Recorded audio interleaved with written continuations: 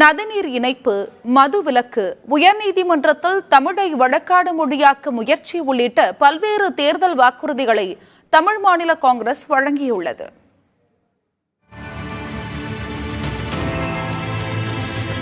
பாரதிய ஜனதா கட்சி தலைமையிலான கூட்டணியில் இடம் பிடித்துள்ள தமிழ் மாநில காங்கிரஸ் கட்சியின் தேர்தல் அறிக்கையை சென்னையில் அதன் தலைவர் ஜி.கே. வாசன் வெளியிட்டார். 23 தலைப்புகளில் வாக்குறுதிகள் அதில் இடம்பெற்றுள்ளன. குறிப்பாக நதிநீர் இணைப்பு, மதுவிலக்கு உள்ளிட்டவையை அமல்படுத்த வலியுறுத்தப்படும் என தெரிவிக்கப்பட்டுள்ளது.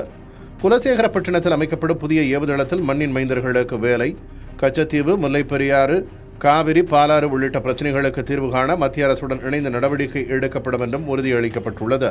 இதனைத் தொடர்ந்து செய்தியாளர்களிடம் பேசிய ஜி.கே. வாசன், திமுகவிற்கு எதிர்ப்பு உருவாகும் போது ஹிந்தி பிரச்சனையை அக்கட்சி எழுப்புகிறது என்று குற்றம் சாட்டினார்.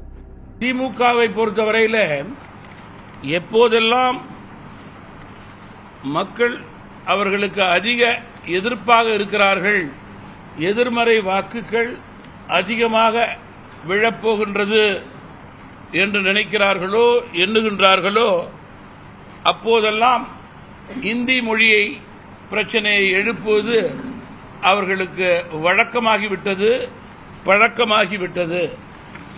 இது வாக்கு வங்கி அரசியல். தமிழக மக்கள் அவருடைய உண்மை முகங்களை நன்கு உணர்ந்திருக்கிறார்கள். இனிமேல் இந்தியை பற்றி பேசி தமிழக மக்களை ஏமாற்ற முடியாது. தேர்தலின் போது சின்னம் ஒதுக்குவதில் எந்த அரசியல் தலையீடும் இல்லை எனவும் அவர் தெரிவித்தார். தேசிய ஜனநாயக கூட்டணி வெற்றி பெறும் என்றும் தங்களது வாக்குறுதிகள் நிறைவேற்றப்படும் என்றும் அவர் நம்பிக்கை தெரிவித்தார்.